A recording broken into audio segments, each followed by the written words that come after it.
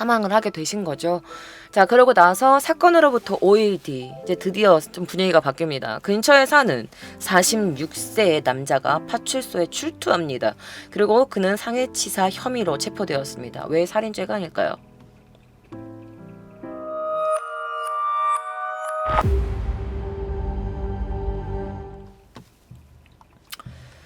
자, 그가 살고 있는 것으로 보여지는 건물입니다. 자, 요시다 카스토. 그는 당시 나이 46세로 오바야시 미사코 씨가 살해된 시점에서 대략 800m 떨어진 아파트에서 80세가 가까운 어머니와 함께 살고 있었습니다.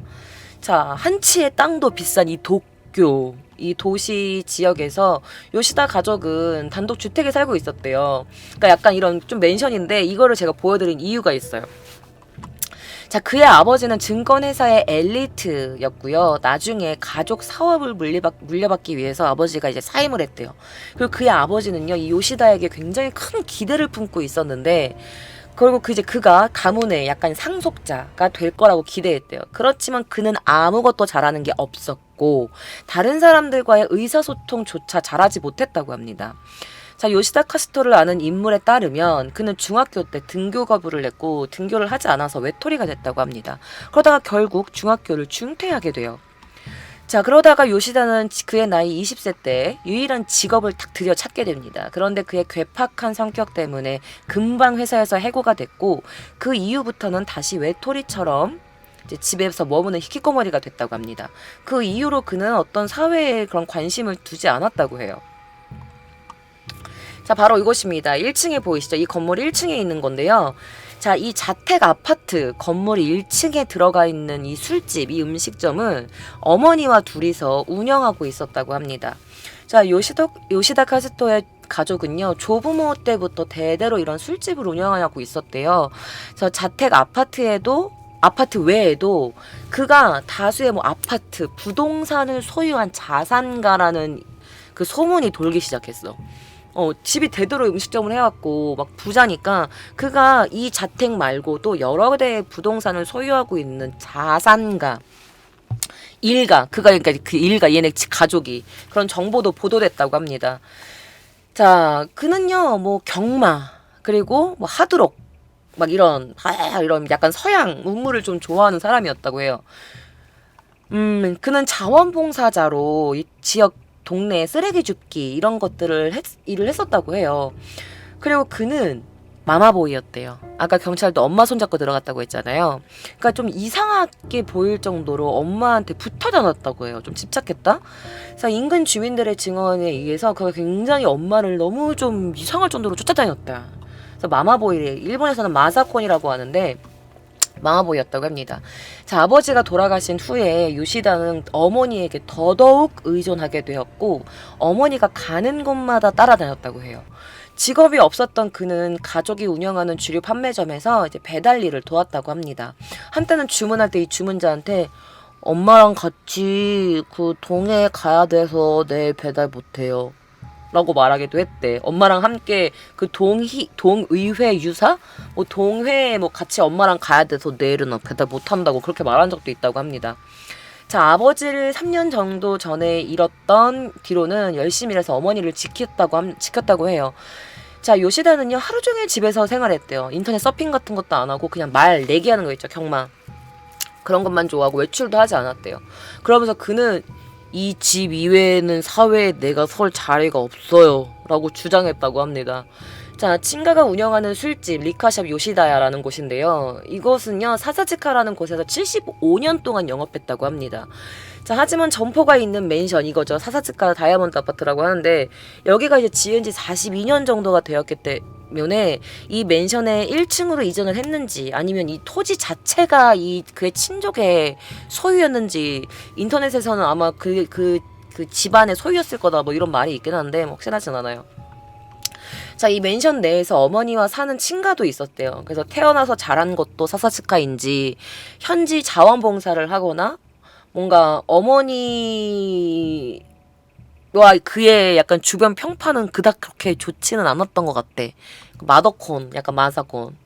자, 그리고 아버지에게 굉장히 자주 혼났기 때문에 자신을 늘 편들어주고 자신의 곁에서 항상 자신을 지켜주는 엄마에 대한 의존도가 굉장히 높았다고 합니다. 하지만 뭐 인생에 실패한 요시다는요, 자신의 삶을 통제할 수가 없었어. 그렇기 때문에 뭐에 집착을 하기 시작해? 집 주변, 거리의 이런 환경, 이런 것들, 자신의 모든 욕망을 거기다 건 거예요. 자, 그는 보통 사람들과 이야기하는 것은 좋아하지 않았어요. 하지만 그 동네 주민들과 트러블이 굉장히 많았다고 합니다. 자, 요시다는요, 집 밖에서 이렇게 집에 있다가 이렇게 밖을 내다보잖아요. 그럼 바깥 풍경이 바뀌는 것을 원하지 않았대요. 그래서 이웃집 만약에 뭔가 창문이나 뭐 이런데 그렇게 햇빛 감추게 하는 그런 거 뭐라 그러지? 이런 걸 블라인드라고 해야 되나? 그런 거를 뭔가 설치하잖아? 그러면은 안 돼. 설치 못 하도록 했대. 나한테 발코니로부터, 내 이 집에서 이 발코니로부터의 풍경이 내 인생의 전부예요. 그러니까 빨리 그거 치워요. 그리고 뭐 어떤 사람이 막 인터넷, 그 유선방송 같은 거, 케이블 보려고 이렇게 안테나 같은 거 설치하면 안테나 잠아. 방해돼요. 치워줘요. 그러면서 빛이 새지 않는 차간 커튼을 걸어달라, 달아달라, 뭐 여러 가지 저것 좀 치워달라, 내 눈에 걸리적거린다, 막 이러면서 나한테는 발코니 경치가 전부인데 나의 전부를 방해하지 마, 막 이러면서 막 이렇게 주변 트러블을 일으켰다고 합니다.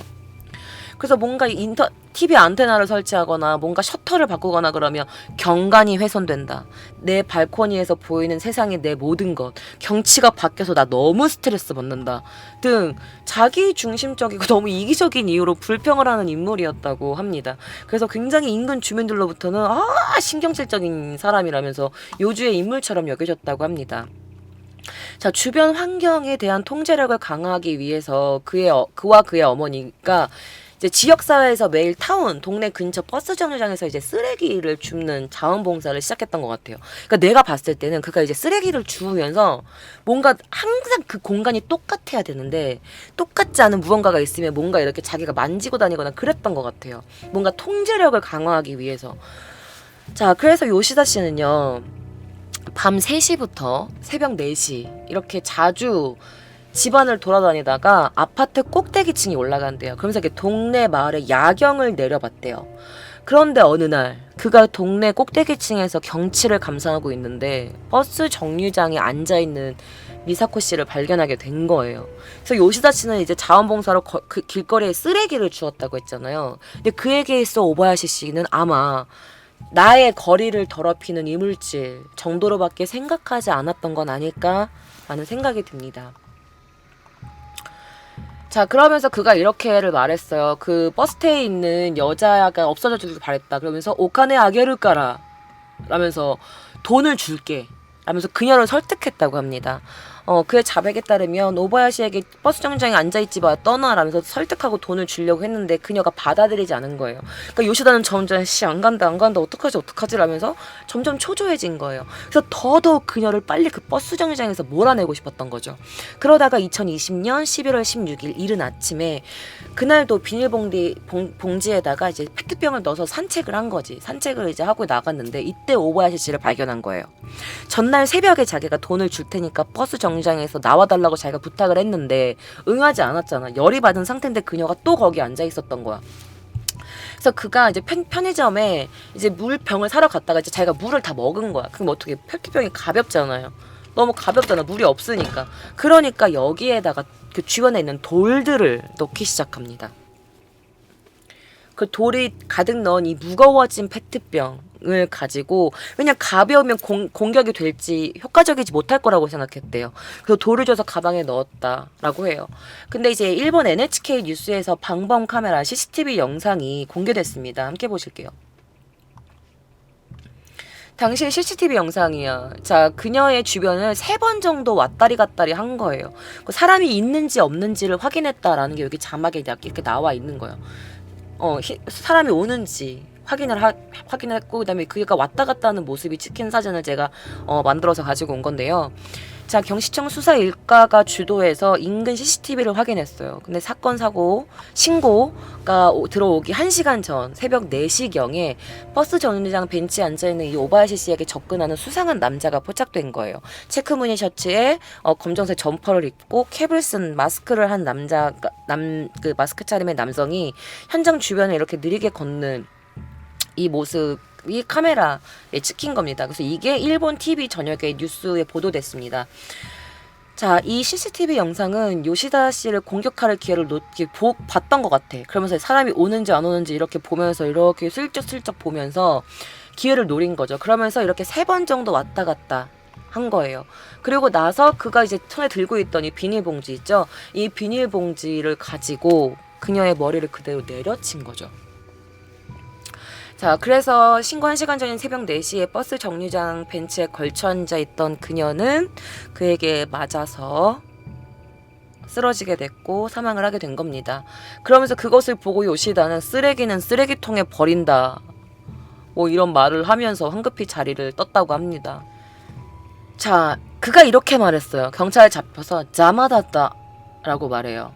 자마다다가 뭐냐면 방해됐다 라고 말을 했는데, 자, 이따이 오모이오 사세레바 이나쿠나루 또 오모다 라고 말하는데, 내가 아프게 하면 그녀가 그냥 없어질 줄 알았어요 라고 자백을 했어요. 그러니까 저항하지 못하는 그 64세 아니 80세 어머니가 있는 새끼가 어떻게 그런 짓을 했는지 모르겠는데, 그 저항하지도 않는 그 노숙자를 폭행한 이유는 너무나 불합리하고 너무나 이기적인 이유였어요. 그러면서 뭐라 했는지 알아? 죽을 줄 몰랐어요 라고 말해. 돌이 가득 든 페트병으로 그 할머니의 뒤통수를 때려놓고 죽을 줄 몰랐어요. 그래서 그녀는 그에게 맞고 벤치에서 떨어졌고 그냥 그대로 쓰러져서 사망하시게 된 거예요. 동특이 전이라서 인적이 굉장히 드물었고, 오전 5시경에 이즈모 이루히토가 타오레테 이러면서 언제나 있는 어떤 여자가 지금 쓰러져 있어요 라면서 누군가가 신고 전화를 해준 거예요.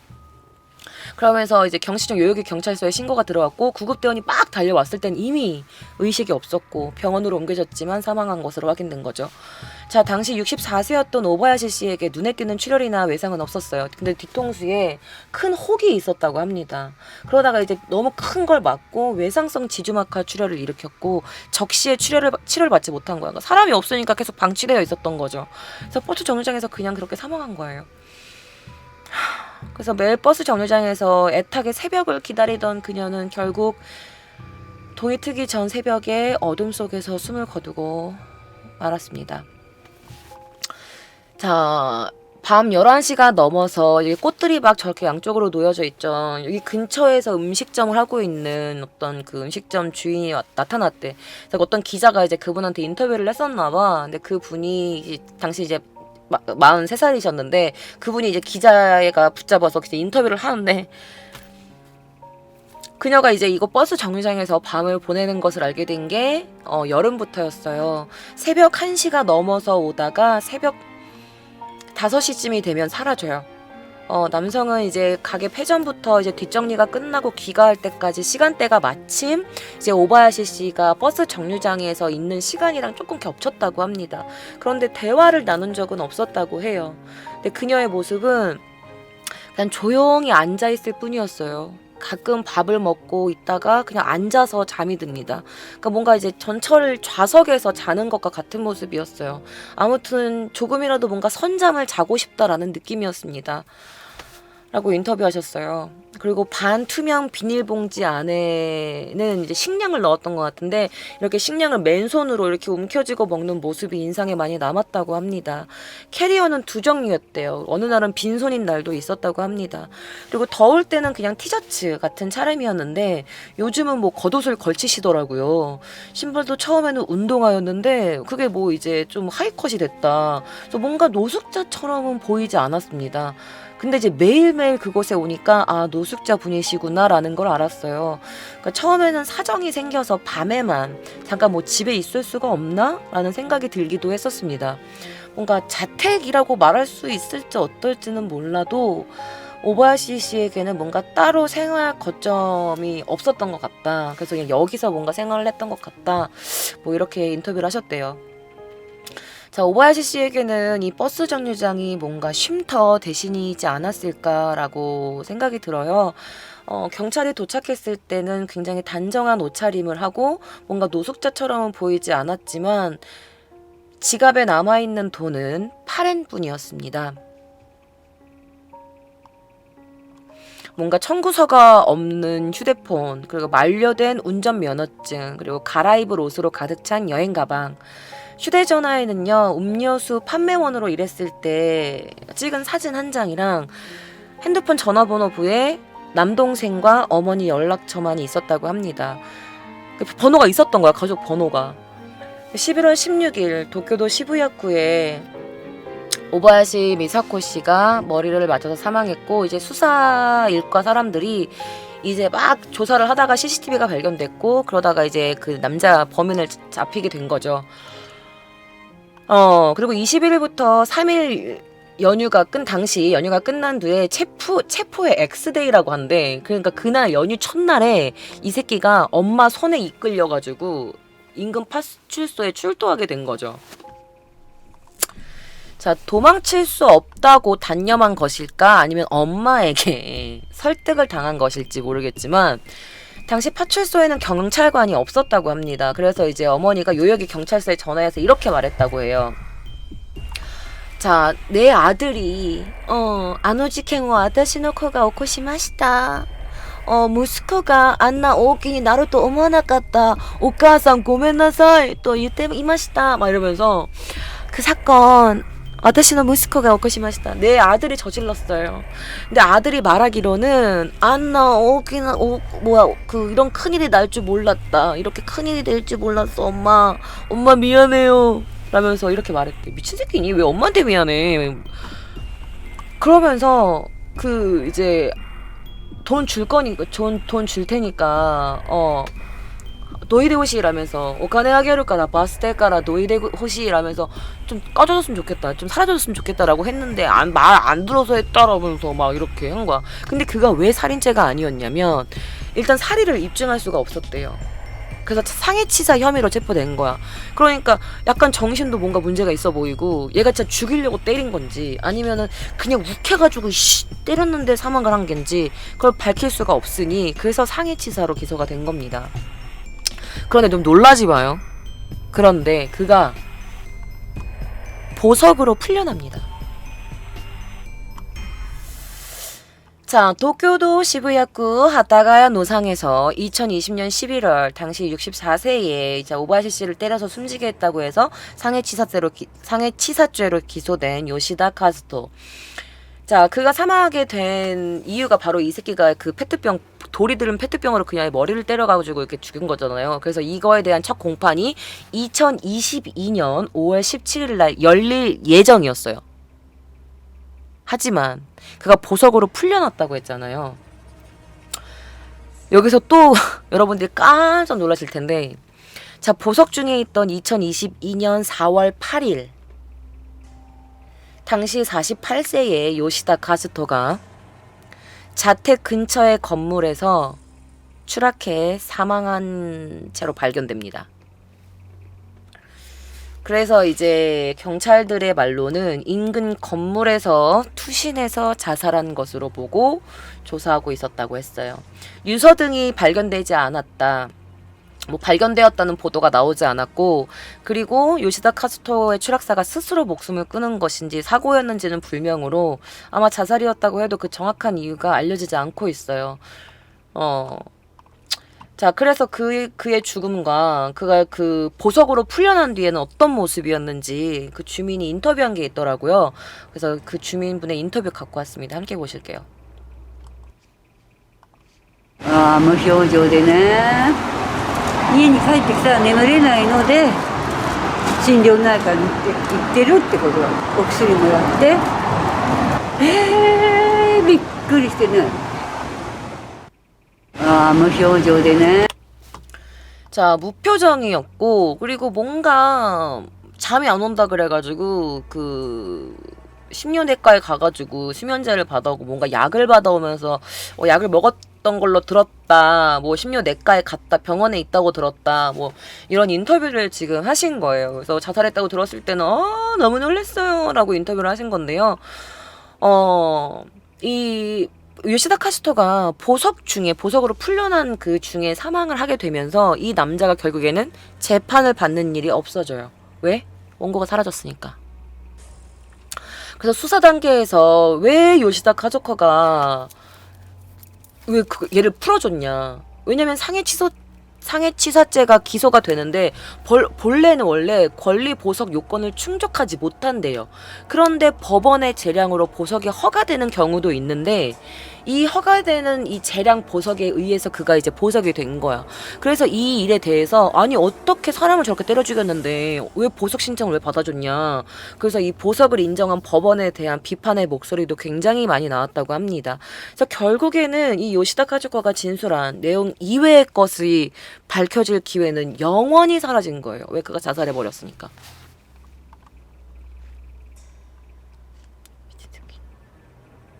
욕을 싸잡아 쳐먹어도 모자랄 새끼. 내가 나빠요? 아니죠? 자, 당시 그녀가 앉아있었던 의자입니다. 너무 작지, 여러분들. 자, 일단 버스 정류장은 뭔가 비를 피할 수 있는 정도의 지붕이 있었고요. 그 아래에 이렇게 벤치가 있었어요. 2인용 벤치였어요. 자, 오바야시 씨가 어떠한 경위로 이곳에 도착했는지, 왜 이곳이었어야만 했는지는 밝혀지지 않았습니다. 자, 이웃들이 오바야시 씨를 볼 수 있게 된 건 봄쯤 150cm 정도의 굉장히 왜소한 체격에 그래서 돌을 넣은 페트병을 때려놓고 너 죽을지 몰라다는 게 말이야 방구야, 그죠? 자, 그래서 굉장히 벤치에 앉아서 선잠을 자고 버스가 이제 시작되면 다시 또 그 자리를 떠나고, 그러니까 주변에 패를 진짜 끝이기가 너무 싫었었나 봐. 어떤 트러블도 일으키지 않았대요. 그래서 어떤 지나가던 사람이 한번 여기서 자면, 이런 곳에서 자면 감기 걸려요 라고 말했더니 괜찮아요 라고 하는 걸 인근 음식점 관계자가 본 적이 있다고 합니다. 다른 인근 남성은 캐리어를 끌고 다니고 있었고 언제나 봐도 다른 옷을 입고 있었다. 그래서 겉옷이나 장갑 그리고 목도리를 건네려던 사람도 있었지만 그녀는 끝내 받지 않았다고 합니다. 그래서 옷차림이 예뻐서 노숙자처럼 보이지 않았다고는 했는데 그녀가 갖고 있었던 건 고작 8엔이었어요. 그래서 당시 그녀의 모습이라고 찍혀있는 사진이 돌아서 제가 가지고 와봤습니다. 바로 이 사진입니다. 바로 이 사진인데 그녀가 가지고 있던 것은 갈아입을 옷을 들어갈 캐리어와 그다음에 웨스트 파우치, 약간 허리 파우치, 그리고 들고 다니던 캐리어와 휴대용 가방에는요 의류와 음식 등이 담아 있었다고 합니다.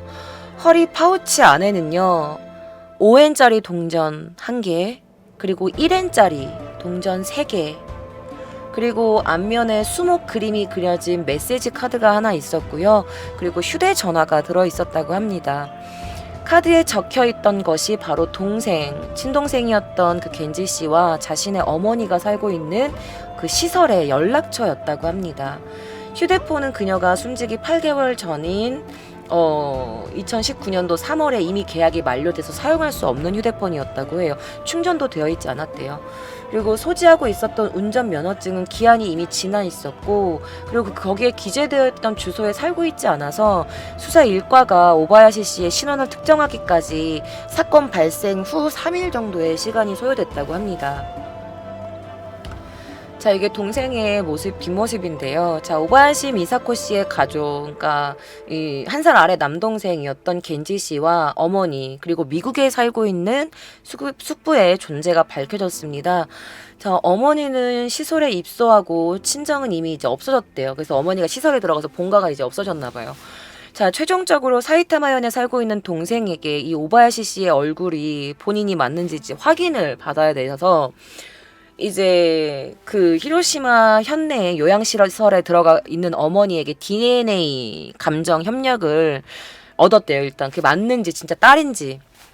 그리고 그러다가 이제 가족에게 이렇게 도달할 수 있었던 단서 중 하나가 뭐였냐면 그 오바야시 씨에게 그 허리에 웨스트 그 포켓에 들어있던 카드 하나, 나무랑 물이 그려있는 그 카드에 그 동생 연락처랑 엄마 연락처가 적혀 있었는데 끝까지 연락하지 않았던 거야. 이 카드에 적혀있는 번호, 요만한 명함만한 크기의 그 지인의 연락처 등이 굉장히 빼곡히 적혀 있었대요. 근데 왜 아무한테도 도움을 청하지 않은 걸까?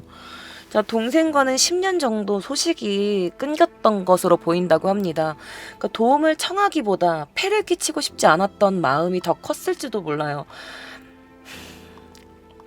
자, 메모도 그렇지만 뭔가 연락처가 빼곡히 적혀 있었는데 어쨌든 사회와 연결되고 싶다는 생각.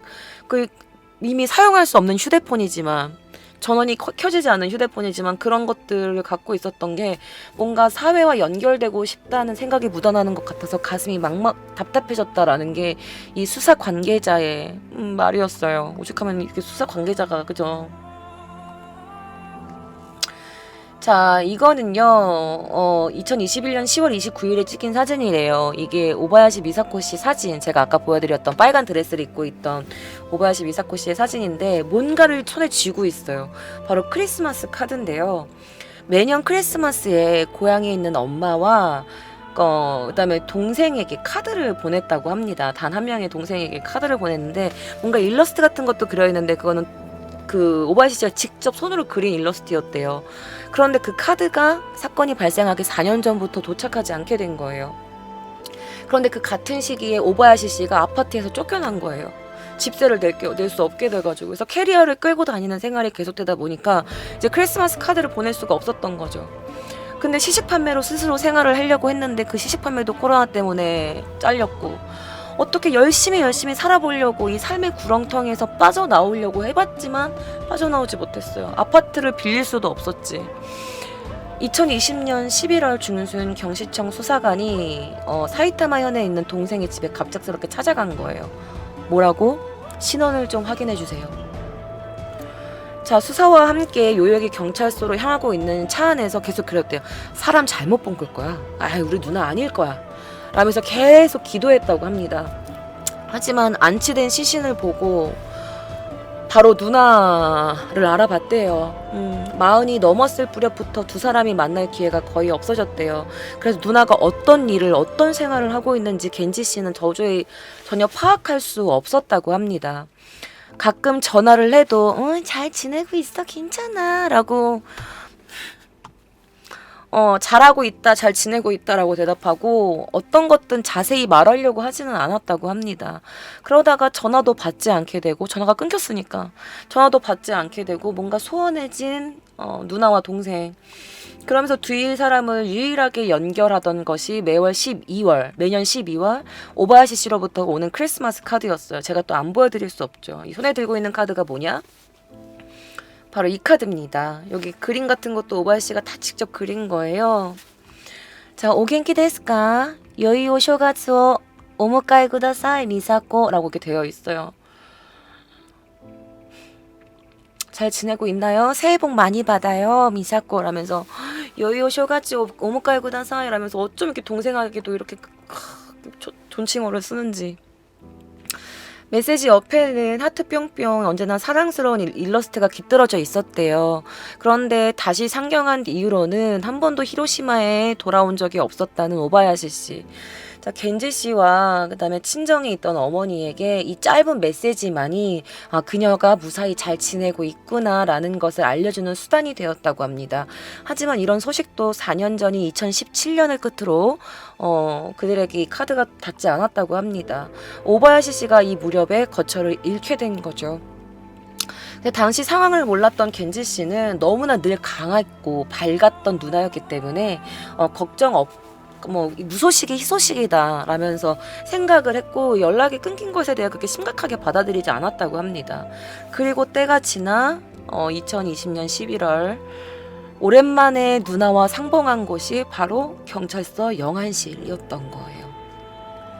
자, 20여년 만에 누나와의 대면이었는데 뭔가 죄 잠든 듯 편안한 얼굴이었다고 합니다. 누나가 캐리어를 옆에 두고 버스 정류장 벤치에 등을 구부리고 앉아있는 사진도 봤다. 뭔가 깔끔해 보였지만 수사관이 길거리 생활을 했다라는 말을 전해주고 나서 그 말을 듣고 너무 깜짝 놀랐다.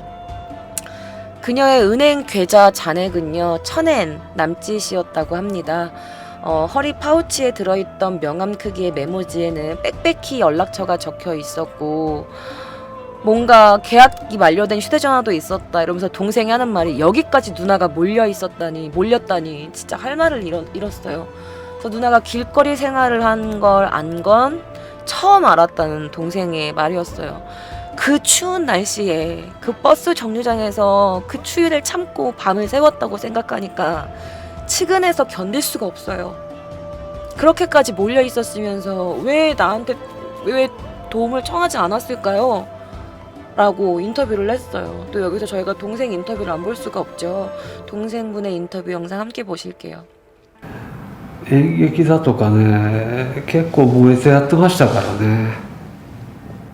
改めて見ると可愛いなと思います可愛いなと思いますよね。まあ母親にかなと思いますね。まあそこまで生活苦になっていながらなんで助けを求めてくれなかったのかなと常に思ってますね。今でも思ってますね。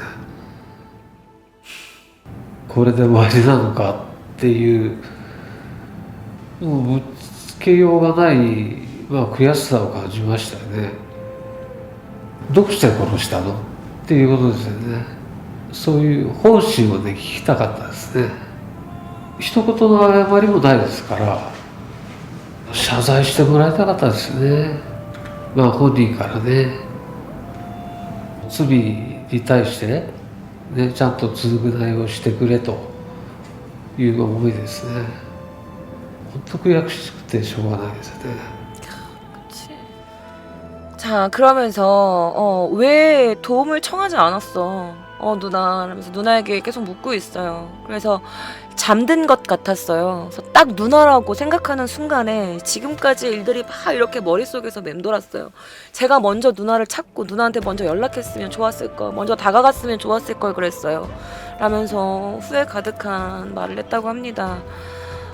사실 신종 코로나 바이러스 영향으로 인해서 굉장히 좀 모두 다 힘든 이런 세상이 되면서 누나도 많든 적든 어쨌든 그 소용돌이에 뭔가 휘말렸나 싶긴 했어요. 그래도 어쨌든 강했으니까요. 혼자 힘을 내려고 했으니까 뭔가 생활의 지원을 받는다거나 누군가의 도움을 받는 게 역시 자존심이 허락하지 않았던 걸까요? 그러면서 자기에게 스스로에게 지지 말고 뭔가 어떻게든 다음이 있을 거야 라면서 어떻게든 하겠다는 마음이었던 것 같아요 누나는 이라고 말을 했어요. 남에게 피해를 끼치고 싶지 않다고 버스가 운행하는 시간에 자취를 감추고 또 심야가 되면 또 어디서 오셔가지고 거기서 이렇게 앉아가지고 이렇게 선잠을 자시고 그랬던 것 같은데 누나가 너무 강한 누나였지만 이럴 때는 좀 집안에 의지를 했으면 너무 좋았을 걸이라는 소원했던 게 너무 후회가 되네요 라고 인터뷰를 하셨습니다. 자, 이거는 누나 근처에 이렇게 동생분이 직접 가서 이 현장에 꽃을 바치러 손을 이렇게 두 손을 모으고 있는 모습이 마이니치 신문 기사에 소개되었습니다. 자, 오바야시 미사코 씨는요, 노숙자가 될 정도로 생활이 너무 공공했지만 가족들에게 폐를 끼치고 싶지 않다는 마음이 있었는지 가족에겐 의지하는 일을 하지 않았던 것 같습니다. 자, 그러나 오바야시 미사코 씨는 가족이나 친족의 연락처를 갖고 있는 빽빽히 적혀있는 그 명함 카드를 굉장히 소중히 간직하고 있었고 이것이 정말 다행히도 신원을 특정하는 열쇠가 됐던 거죠. 자, 오바야시 씨의 유골은 겐지 씨가 인수해 훗날 그 히로시마 절에 있는 그 태어난 곳에 있는 절에 있는 납골당에 안치가 되었다고 합니다. 꿈을 향해 달려갔던 그 너무 아름답고 빛나던 20대를 보냈던 고향에 안치되어서 너무 다행인 것 같아요. 그녀가 살았던 증거는 더 이상 뭔가 남아있지 않을까요? 그래서 취재를 계속한 어떤 기자분의 그 기사를 보면 오바야시 씨의 동급생들이 현지에서 연락을 주고받은 것으로 알려져서 그래서 이 기자분이 직접 히라시마로 갔대요. 그래서 만난 분들이 이분들입니다. 자, 4월 11일 오바야시 씨가 잠든 절에 동급생과 고등학교 담임 교사분 해가지고 이렇게 5분 정도가 이렇게 모였다고 합니다. 자, 유골에 인수자가 없을까봐 걱정했던 동생들이 그 노숙인 지원단체에 문의하는 그녀의 행방을 막 찾았대요. 그리고 사건 4개월이 지났을 무렵 다행히도 친동생인 겐지 씨가 절에 유골을 안치했다는 사실을 듣게 됐고 그리고 그곳으로 달려갔다고 합니다. 모두들 30여만의 제외였대요. 그 오바야시 씨와. 그러면서 오카에리 이러면서 어서와 잘 돌아왔어 라면서 이 친구들이 그녀의 유골에 말을 걸며 납골당해서 조용히 손을 모으면서 기도를 드렸다고 합니다. 동급생인 니시타니 히데코 씨라고 해요. 그러면서 너무 힘들고 곤란했을 텐데 너무 괴로웠을 텐데 왜 목소리를 내지 못했나 왜 말을 못했나 싶어요. 만약에 지금 옆에 있다면 꽉 안아주고 싶어요. 한참 뒤에 알게 돼서 너무너무 미안하네요 라고 말했다고 해요. 이게 실제로 지금 찍힌 사진인데요. 흉행의 현장이 된 이 시부야구 하타가야의 하타가야 하라초 버스 정류장. 자, 요시다 그 새끼가 체포된 날부터 현장 버스 정류장에는 오바야시 씨를 급사를 이런 사망을 애도하는 사람들이 와서 꽃을 놓고 헌화를 하러 왔다고 합니다. 이렇게 그래서 먹을 게 없어서 혹시 먹을 것 때문에 힘들지 않았을까 라고 생각하는 그 오바야시 씨를 걱정하는 마음에 꽃다발 옆에는 빵이나 뭐 음료수, 따뜻한 차 이런 것들도 있었다고 합니다. 그래서 그녀가 직접 판매했던 저 요구르트 뭐 음료수 이런 것도 놓여 있는 것 같아요. 그러면서 사람들이 하는 말은 이런 거지. 아니 방해가 되니까 죽어라 해가지고 때려 죽인다는 건 진짜 그게 말이 될 리가 없다. 그런 이유로. 그러면서 오바야시 같은 사람들에게 좀 다가가는 사회가 됐으면 좋겠다라는 게 이 헌화하러 온 여성분이 눈물을 글썽이면서 말했다고 합니다. 자, 이 오바야시 씨의 이야기가 또 영화로 만들어졌습니다. 현재 오바야시 미사코 씨가 세상을 떠나 이런 정말 말도 안 되는 이 불합리한 사건이 사회의 주목을 받기 시작합니다. 그래서 2022년 10월 8일 이 사건을 모티브로 한 타카하시 바나키 감독의 영화 오와케마데 바스테데라고 해가지고 새벽까지 버스 정류장에서라는 영화가 개봉됩니다. 새벽까지 버스 정류장에서는 이 오바야시 미사코 씨가 살해된 이 시부야 노숙자 상해 사건을 모티브로 한 작품이라고 합니다. 이 하타가야 버스 정류장에서 2020년 겨울에 실제로 일어났던 이 사건을 바탕으로 한 이 사회파 드라마인데요. 코로나19 사태로 이 설 곳과 뭐 일자리를 잃은 노숙자들 그리고 그 여성을 주변으로 한 이 주변 사람들의 이런 이야기들 그래서 뭐 이런 자존심 때문에 생겨나는 사회적 고립 이런 것들이 이 영화 속에 들어가 있다고 합니다. 자, 이 감독은 이분의 감독인데요. 주연분이 바로 이분이에요. 제가 좋아하는 배우분 중인데 이 주연의 이타카 유야 씨가 이 역을 맡으셨다고 합니다. 주연으로. 그래서 공동 출연에는 오니시아 야카, 미우라 타카이로, 마스우라 유야, 루비 모레노 등 되게 유명하신 연예인 분들이 배우 분들이 출연하신 것 같아요. 자, 오바야시 미사코 씨가 살해된 사건을 사건 그대로 쫓는 막 이런 논픽션 작품은 사실 아니에요. 그냥 모티브로 한 그런 영화고요. 그래서 이제 오리지널 스토리의 픽션 작품입니다. 그래서 오바야시 미사코 씨의 사건이 보도되었을 때 많은 사람들이 느꼈을 이 세상의 부조리 이런 것에 초점을 맞춘 작품입니다. 그래가지고 그 이타가 유야 씨가 이 코로나 영향을 받아서 노숙자가 되어버리는 뭐 이렇게 이런 여런저런 겪는 이런 주인공을 맡았고 이 영화 속 주인공 이름은 키타바야시 미치코라는 그 미치코 씨의 이름을 좀 따온 것 같아요. 그래서 이타가 유야 씨가 맡았고 그리고 이 영화가 관객과 심사위원을 굉장히 감동시켰대요. 그래서 개봉한 지 몇 달 만에 일본 국내 영화상을 다 연속 수상했대요. 2023년 올해의 상을 받았어요. 2023년 1월 18일 제77회 마이니치 영화상 일본 영화상을 수상했고 2023년 2월 1일에는 제96회 일본 영화 주간 대상에서 최우수 감독상과 최우수 각본상을 수상했습니다. 궁금하신 분들은 이 영화를 한번 보시는 것도 나쁘지 않은 방법일 것 같습니다. 그녀가 머물러 있었을 버스 정류장, 밤에도 약간의 불이 저렇게 켜져 있었습니다. 벤치의 깊이는 20cm, 폭이 90cm 정도, 멀리서는 알아볼 수 없을 정도로 굉장히 작은 의자였어요.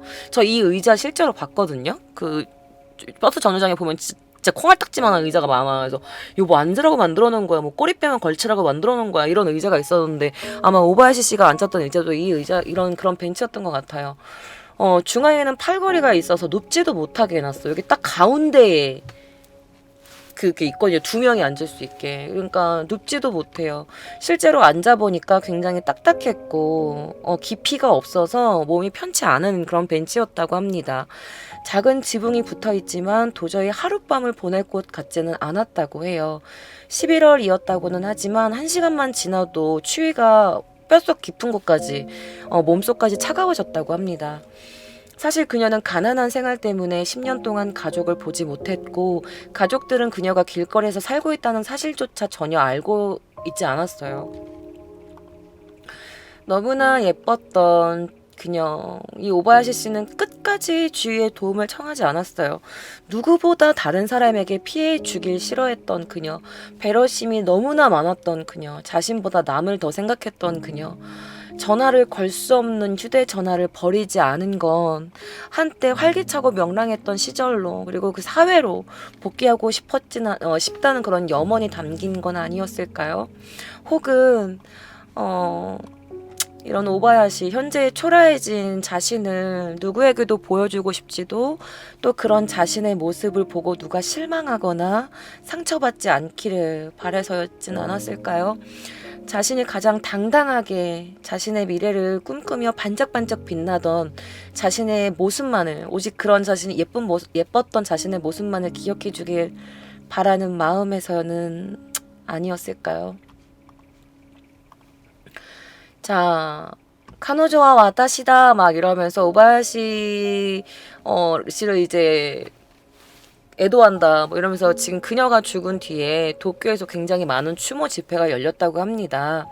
그러면서 이분들이 이제 그녀가 생전에 팔던 음료수나 뭐 이런 것 음식들을 그녀가 죽은 버스 정류장에 놓아두기도 했는데요. 조의를 표하기 위해서 온 사람들 중에는 실제로 직장을 잃거나 혹은 진짜 노숙자이시거나 코로나 기간 동안 음식과 뭐 이런 의식주 이런 거에서 좀 어려움을 겪고 있는 분들 이런 분들도 포함되어 있었다고 합니다. 집회에서는 사무직 여성이 직장을 잃고 아르바이트만 할 수 있는 뭔가 청소부 아르바이트 일자를 아직도 구하지 못해서 집세를 내지 못하는 그런 어르신들 이런 분들도 여기에 와서 목소리를 높였다고 합니다. 매일 밤 신문과 이런 타버린 덮개 아래에서 기다릴 수밖에 없대요. 죽음을. 그리고 이제 코로나 동안 실업자였던 어떤 한 여성분이 그녀는 나다. 카노조와 와타시다 라는 이 문구를 적힌 판자를 들고 있습니다. 왜냐면 이런 그녀의 오바야시 씨의 이런 비극이 비단 그녀만의 비극은 아닐 거란 말이죠. 언제 어떻게 일어날지 모르니까요. 노숙자 분들이 모두 제멋대로이고 타락한 사람들이 아니에요. 인생에서 누구나 때때로 한 걸음이 잘못될 수도 있는 거잖아요. 뭔가 폐색감이 감돌고 마음의 여유가 없어지고 막 이런 차가운 요즘 시대에도 가까운 사람이나 다른 사람들에게 뭔가 전화 한번 해보는 그런 좀 기회가 됐으면 좋겠습니다. 오바야시 씨의 죽음은 사회에 그렇게 묻고 있는 것처럼 느껴졌어요. 그녀가 앉아있을 때의 이런 버스 정류장에서 나오는 가로등, 불빛 그런 것들을 보면서 그녀는 무슨 생각을 했을까요? 아니면 그녀가 이렇게 밟고 지나다는 사람들 뒤에 또 차들이 지나다니니까 그런 교통, 고가구의 자동차 엔진 소리 막 이런 것들을 들으면 아마 그녀가 살아있음을 조금이나마 느낄 수 있는 유일한 곳이지 않았을까라는 생각을 조심스럽게 해봅니다. 하나는 확실합니다, 여러분. 힘든 상황이었지만 어쨌든 그녀는 자신의 스스로를 동정하지 않았어요. 뭔가 꿈을 향해 달려가는 20세 이전의 그녀의 인생, 희망, 투지, 그런 푸른 하늘을 좋아하고 벚꽃을 좋아했던 그녀 그리고 항상 남한테 신세지지 않으려고 자신에게 지지 않으려고 스스로를 동정하지 않았던 정말 강인했던 그녀. 하지만 그녀를 죽인 카즈토는 정반대였죠. 자신을 스스로 동정했고 자신의 불행을 마주하지 않고 엄마의 등 뒤에 숨어서 결국엔 자신의 인생마저 스스로 내던져 버린 어떤 찌질이 그녀와 전혀 다른 그녀. 끝까지 삶을 포기하지 않았고 누군가에게 의지하지도 자신을 잃어버리지도 않았어요. 근데 그 영화에 이런 대사가 있더라고요. 그녀가 이제 나온 그 영화에 새벽까지 버스 정류장에서 오하케마데 바스테데 그 영화에서 이런 대사가 있어. 어떤 한 할아버지 노숙자가 아시타코소 메가 사메마세요니 라는 말이 있거든요. 내일이야말로 제발 눈 뜨지 않기를. 이런 대사가 있더라고요. 그녀도 어쩌면 잠에서 이렇게 눈을 떴을 때 눈을 뜬 뒤에 혹시나 그녀가 바라고 있었던 건 그녀가 기다리고 있었던 건 죽음이지 않았을까? 혹시나? 이런 생각이 듭니다. 자, 저희는 40년 전 그녀의 무대에서 음성을 들을 수가 있었어요. 아까 직접 들으셨죠? 근데 그녀의 또 다른 대사가 있었더라고요. 무대에서 이런 대사가 있었어요. 와, 오조사마 도우나사이마시타노. 돈나지케니 가기고마레마시타노네. 가와이소니. 라는 대사가 있는데 이게 뭐냐면 어머, 아가씨 무슨 일이세요? 어떤 사건에 휘말려 버렸군요. 가엾어라. 이런 대사가 있었어요. 근데 아이러니하게도 그녀 자신이 이런 엉뚱한 사건에 휘말려 버리게 되었으니 너무 가여운 이런 사건에 휘말려 버릴 거라고 누가 예측이나 할 수 있었을까요? 자, 여러분, 공연이 끝나면 무대가 끝난 뒤에 모든 배우들은 팬분들이 이제 꽃다발을 이렇게 주잖아요. 그런데 그녀가 떠나간 이 자리에는 이 살해 현장에는 수많은 꽃다발이 이렇게 놓여 있어요. 그런데 무대 위에서 배우를 했던 그녀가 이런 식으로 받는 꽃다발이라니 너무너무 마음이 아팠습니다. 뭔가 이제 막 무대 위에 스포트라이트가 꺼지고 나서 버스 정류장에 은은하게 들어오는 그 어둑어둑한 조명에 그 서서히 꺼져갔던 그녀의 생명 이런 것들을 보면 정말 인생이 더덥다 이런 것을 느끼게 하는 것 같습니다. 자, 가노조와 와타시다. 그녀는 나다. 오바야시 미사코 씨를 애도하며 라면서 이렇게 적혀 있는데요. 하지만 그 다음에도 결탄코 지지 않고 꾸역꾸역 열심히도 오늘을 살아내고 있었던 건 아닐까요? 다시 할게요. 자, 그녀는 나다. 카노조와 와타시다. 오바야시 미사코 씨를 애도하며 라는 그런 종이를 들고 있는 그녀는요. 뭔가 그녀가 기다린 게 기다림의 끝에 죽음이었을지는 모르겠지만 하지만 결탄코 그 마음에 단 한 번도 지지 않고 꾸역꾸역 열심히 오늘 하루도 그렇게 열심히 살아내고 계셨던 건 아닐까요? 하지만 몇 번이고 반복되는 이 정말 피곤한 삶 속에서 사회에 고립된 곤경과 이런 홈레스나 이런 노숙자 분들은 나와 아무 상관 없어. 나와 연관이 없어. 라고 생각하시는 분들이 계실지도 모르겠지만 여러분, 내일 내가 그 안에 있을지도 모릅니다. 그녀는 당신이고 그녀는 접니다. 여러분들 어떻게 생각하시나요? 저도 이거 사건을 조사하면서 진짜 너무너무 화가 나더라고요. 특히 그녀의 성품에 저는 너무나 가슴이 아팠는데요. 왜 전화를 하지 않았을까? 왜 도움을 요청하지 않았을까? 우리는 그렇게 생각하겠지만 그녀 입장에서는 이런 자신의 초라한 모습을 가족에게 보여주고 싶지 않았을 수도 있고 내가 민폐를 끼치고 싶지 않았을 수도 있고 그녀의 생각을 저희가 감히 어떻게 알겠어요. 어쨌든 혹시나 우리가 주변을 돌아다니다가 너무 추운 겨울이나 너무 더운 여름 이럴 때 좀 노숙하시는 분들이 좀 도움을 요청하거나 그러면 조금씩이라도 뭔가 좀 손을 내밀 수 있는 그런 사회가 되었으면 좋겠습니다. 자, 오늘 K짱의 기묘한 이야기는 여기서 끝입니다. 여러분들이 많은 걸 느끼셨길 바라며 댓글에 여러분들의 생각을 좀 적어주세요. 많은 댓글은 K짱을 춤추게 합니다.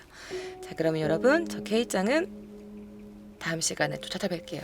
안녕히 주무세요.